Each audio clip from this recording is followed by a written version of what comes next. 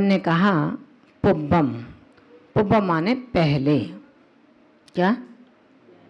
सबसे पहले क्या करेंगे आप? मिथ्या मल सोहन। मिथ्यात रूपी मल के शोधन के जो कारण हैं, मिथ्यात रूपी जो मल है उसके शोधन के जो कारण हैं, क्या है कारण? सम्य भेषजम, सम्यक्त रूपी औषधि, उसका उसका सेवन किया जाता है। सबसे पहले मिथ्यात को जब तक नहीं निकालेंगे तब तक सम्यक्त हो सकता है क्या? जिस लोहे को चुंबक बनाना है और बरसों से खुले में पड़ा हुआ है, बरसात भी आती है, धूप भी आती है, सर्दी की ओस की कणवें पड़ते हैं, ऐसे वो लोहे का टुकड़ा अगर चुम्बक से बार बार स्पर्श कराते रहें तो क्या चुम्बक बन जाएगा? फिर आप कहोगे बेकार है, दूसरा निकाल के लाओ। दूसरा निकाल के लाओगे, उसको भी बरसों हो गए। ऐसे लोहे के टुकड़े को हम चुम्बक से स्पर्श कराते आ रहे हैं, लेकिन आज तक वो चुम्बक बन नहीं पाया। गुरुजी से जब पूछा, गुरुजी क्या कारण है?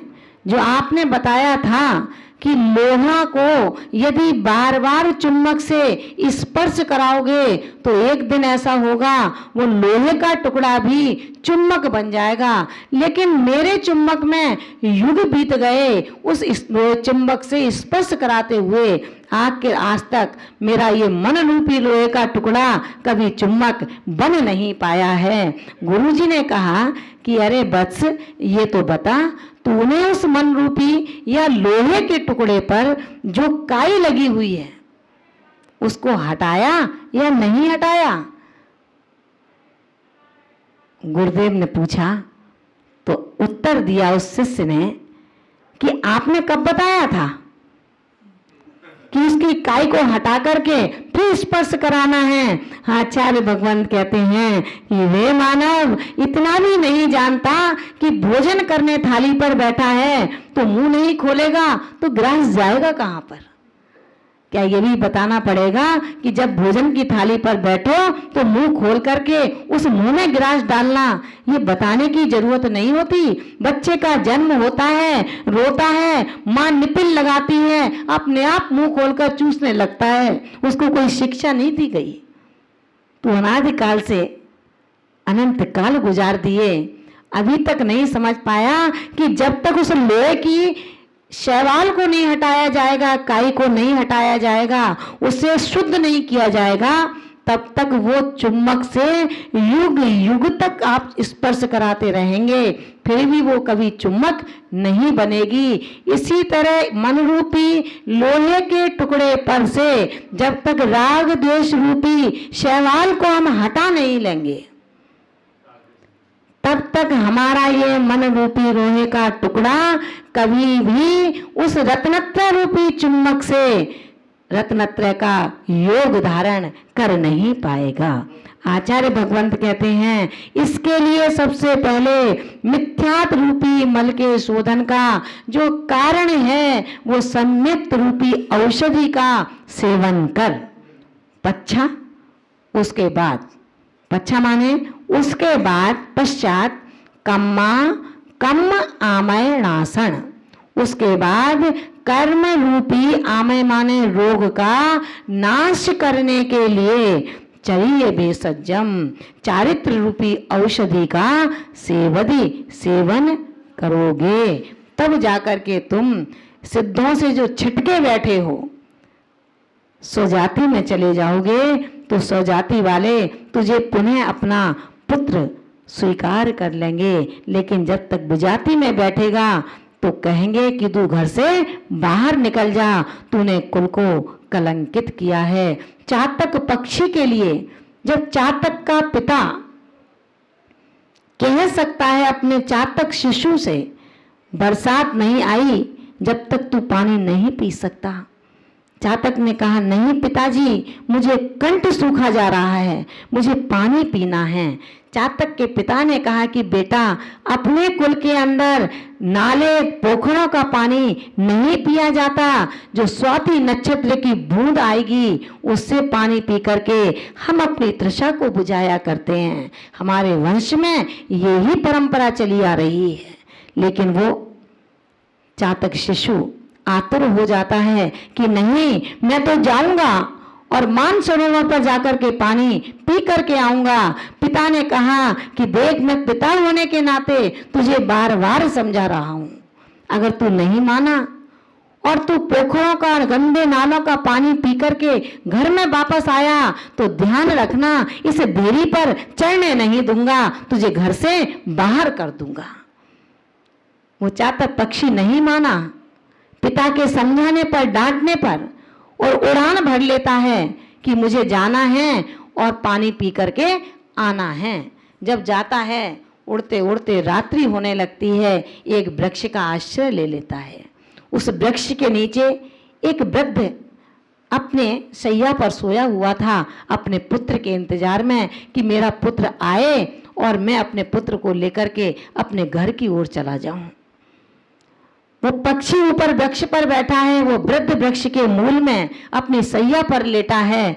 उसका बेटा आता है, जैसे ही बेटा आता है वृद्ध उठ करके अपने सीने से लगा लेता है कि बेटा, तू वापस लौट आया, तूने मेरे कुल की रक्षा कर ली, चातक के वंश की तरह। जैसे चातक के वंश में अपने कुल की मर्यादा है, वो कभी गंदे नाले और पोखरों का पानी नहीं पीते, उस चातक वंश की तरह तूने मेरे वंश को बहुत ही शुद्ध बेदाग बना करके रख दिया।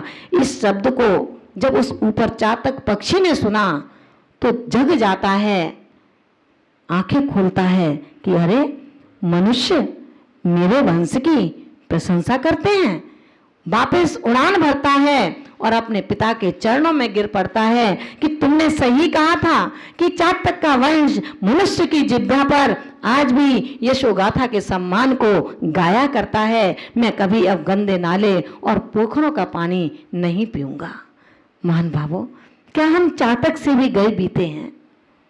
जब मन आता है, जैसा मन आता है वैसा ही खाते हैं, जब मन आता है तब खा लेते हैं। ना रात का ध्यान, ना दिन का ध्यान, ना संयम का ध्यान, ना पथ्य का ध्यान, ना अपत्य का ध्यान, ना वक्ष का ध्यान, ना वक्ष का ध्यान। कैसे हम इंसान हैं।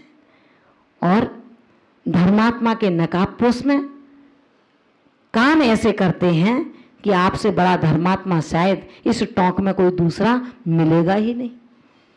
विचार करना, उस चातक पक्षी की तरह कहीं ऐसा तो नहीं है मैं भी मानसरोवर की ओर जा रहा हूँ, वहां जाकर के जल पी करके आऊंगा, और जब आप जाएंगे तो देवों के द्वारा सुनेंगे कि एक मनुष्य में ही ये शक्ति मौजूद है कि वो असंयमी से संयमी बन सकता है।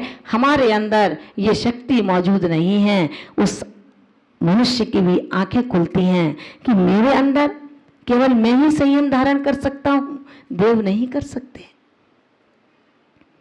रे मानव केवल तू संयम रख सकता है, इसलिए देवता भी नर भव को तरसता है। भजन नहीं सुना रहे, लेकिन अपन ये सोचें कि वो देवलोक का देव आपकी पर्याय की इंतजार कर रहा है कि एक बार मनुष्य भव की पर्याय मुझे मिल जाए, फिर मैं भी अपने आत्मा का कल्याण कर पाऊंगा। तो ध्यान रखना महान भावों, हम